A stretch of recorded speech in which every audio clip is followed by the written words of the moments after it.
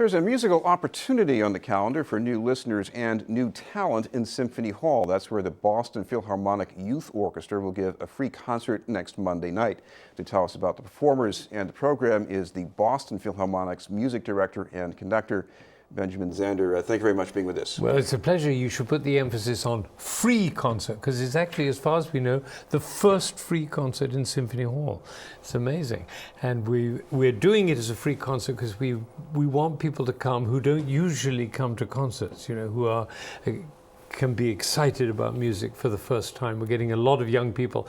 I went to the Cambridge Rindge and Latin High School the other day and gave a talk at the school, and 150 of the kids are coming, and we're providing buses, and they come. Most of them have never been to a concert before. It's going to be really exciting. Well, when you talk about teens playing symphonic music, a lot of people, oh my God, it's my high school concert. My God, but these are kids. The caliber of playing and the place where you're playing make a difference here too. Exactly. Well, this is possibly the greatest youth orchestra in America today. It's phenomenal level, and that partly has to do with Boston and the incredible pool of talent that we have here.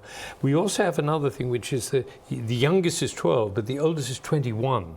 So it goes into the college ages, and we have some spectacular college age kids playing. So it actually sounds, when we went to Germany, we were in Europe this summer on a big tour, 18-day tour of Europe with in 9 concerts, and we played in the Berlin Philharmonic and in all the great halls, and people were saying it sounds like, one of the critics said, if you close your eyes you think you're listening to the London Symphony Orchestra. So it's not a high school limited orchestra. It's spectacularly good. The soloist we have for this concert is extraordinary.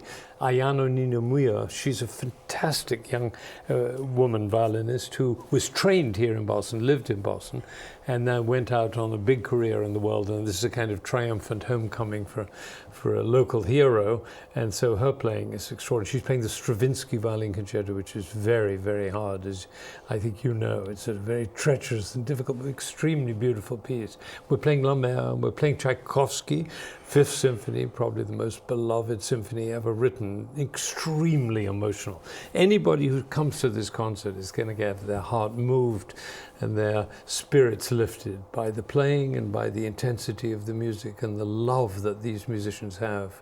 You know, people, they like the lovable parts of the Tchaikovsky, but even Stravinsky, and for all the circus music and the busy Baroque stuff, I mean, you've got that second aria, which is wonderful. Oh, it's so beautiful.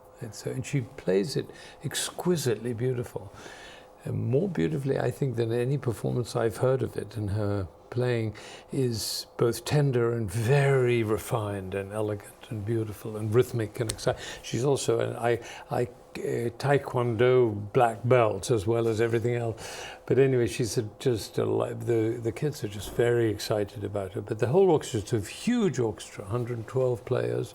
We have to have an extension on the stage, and the sound it makes, 42 violins, and every one of them playing. We start with Ruslan Lumilla, which was the most exciting, incredibly exciting overture, and we're playing at a breakneck speed. They're all playing like this, but they're playing all the notes. I remember faking that one, yes. Yeah, a lot of people fake it. Let me ask you what this is like for the kids, because, in something like the Stravinsky, you've got to be on your toes all the time. You're counting like crazy, and then at Debussy, it's got to blend in a certain way. I mean, you're asking, even though these kids, they can hit all the notes at any speed, this is asking them a lot. Well, I just wrote a very, very long letter. We have the email now, which is new. We have the web. So I can write detailed comments and suggestions and so on, and I do that. I communicate with them that way. They love the music. It has to start with love. And they love each other, and they love being there. They say that the week is an inconvenient interruption between Saturdays, because that 4-hour time on Saturday, when they're surrounded by like-minded people who love music as much as they do, it's like a haven. It's like a wonderful place for them to be, and they dedicate themselves to that totally. Once they bring that love, then they're willing to give all their attention to the details, to the precision, to playing together, to listening, all those skills that people need to be effective human beings. And incidentally, we spend quite a lot of effort on training them in leadership skills, not just in playing, but really in being aware of their responsibilities. We give them assignments in human development. We give them, I have white sheets on their stand so they could comment about the music and about the conducting. They can make comments about anything. So they're deeply involved and thinking all the time. And that quality of thinking and interaction comes out in their playing. There's a kind of a joy and presence and purpose and understanding. I explain the music, I explain what's going on in the music so that they know. For instance, in the second movement of the Debussy, where the flutes come down and the clarinets, I say there's like a gull going into the water and splashing up, and they hear that and they see that image in their minds, and they become very engaged in the representation. The music reflects human experience in a way that actually more precisely than words can do, and they love that, and they love that somebody is giving them that kind of attention and respect, knowing that they can do it, treating them like professionals, like adults, expecting the very greatest performance from them, and that's what they do. What about the motivation you get connecting with the audience, especially someone you've never seen before, and you know that they loved it, or this is exactly what they wanted?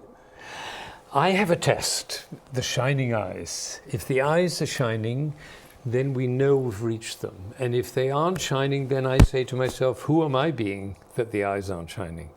And we can do that with everybody. We can do that with our children too. So if we give our full energy, our joy, our passion, our commitment, and really put everything we have into great music, the result is that the people out there have shining eyes, and that's the reward. That's what we're looking for. That's the treasure, is the shining eyes. And I will go to almost excessive lengths, both to bring people in, and we've made it free, so that there's no barrier there, and once they're there, to give them an experience which they will never forget. That's the test. Well, we're going to give a little test of that right now with an excerpt from a recent concert.